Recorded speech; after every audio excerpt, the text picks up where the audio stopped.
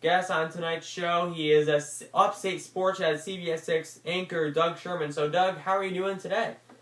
I'm doing just fine. Thank you very much, Alex. I'm glad to be here. Yeah, no problem. So, before we start the interview, I just want to say congratulations on the big Upstate Sports Edge. I know it's doing great. So, I want you to tell the fans that are watching this where they can watch it and find it and follow it on Twitter. Well, again, it's called the Upstate Sports Edge. Yeah. It's Monday through Friday on the CW15 every night at 10:30. It's a 30-minute local sports show anchored by Kelly O'Donnell, and our crew does a tremendous job of going in-depth with all sorts of local stories that within the confines of our traditional sportscasts we just haven't had the opportunity to do. And I just want to say I had Kelly O'Donnell on Monday, and I have Jason Lewis on tomorrow night. Very nice. You'll have to get Brittany Devane on soon, and then you'll have the whole team. Yeah. So, Doug, how do you think this Super Bowl is going to play out?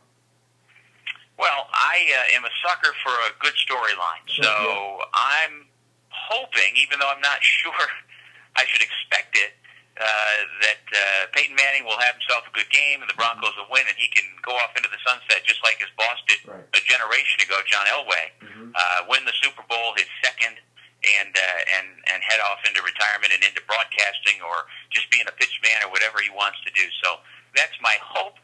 Whether I think the Broncos can do it, I certainly think they can do it, but it'll obviously be their defense leading the way, and hopefully Peyton doesn't make too many mistakes and can be a shell of his former self well enough to be able to win another championship. So do you think Peyton Manning retires no matter what at the end of the season? I do. That's my sense, that this is it for him, and you know, for an athlete of his caliber, his level, to have had his body break down as much as it has in recent years, and to the degree that it is now, he knows he can't perform at the level that he wants. You know, no one would expect a 40-year-old Peyton to be as good as a 27-year-old Peyton. But if he were to come back next year at 40, he's not even close to what he was. And so I do think he understands win or lose, this is probably going to be it. And so I do think whether he announces it that day or not, this Sunday will be the last time we see Peyton Manning on a football field. Okay.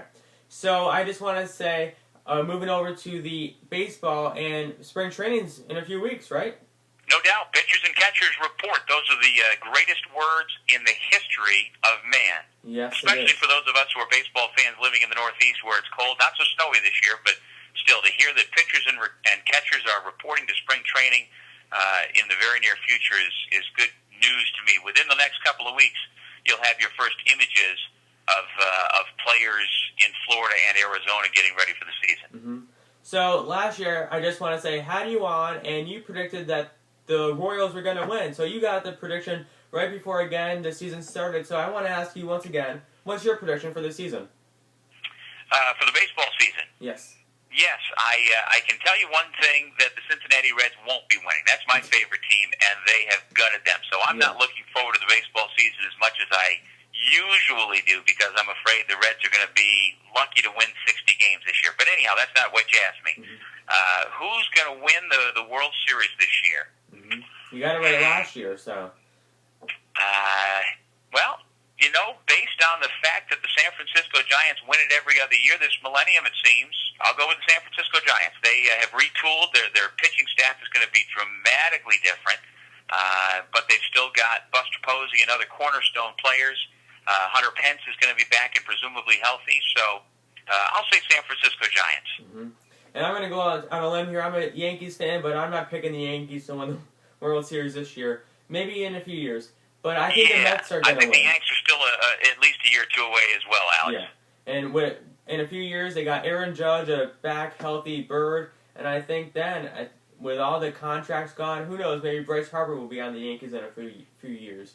Yeah, and you mentioned Judge is the one to keep your eye on, and he is a massive man who has prodigious power that if he can put it all together, he'll be fun to watch in pinstripes for years to come, no doubt. So my prediction for this World Series is the Mets. So how do you think about the Mets this year? Well, with that pitching staff, if they can keep even 4/5 of it healthy for the majority of the season, you're absolutely right. They will be one of the favorites. And, you know, they've lost Daniel Murphy, so that may hurt them.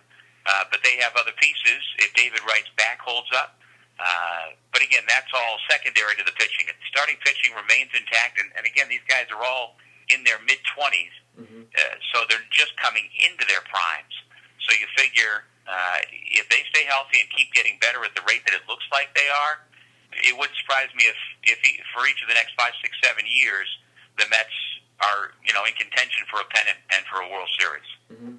Okay, Doug, before we wrap up this interview, I just want to say, what is it like working at CBS 6 and creating this show, Upstate Sports Edge?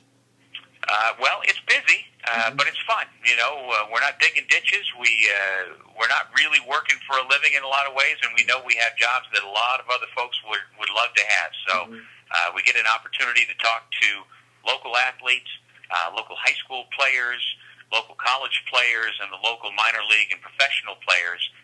And it's just a lot of fun, and one of the best things about it, Alex, is that while we have a framework and an idea every day when we come to work what we're going to do, you really don't know what each day is going to be like because things change so rapidly, and from minute to minute and from show to show, you just never know what you might be doing or who you might be talking to.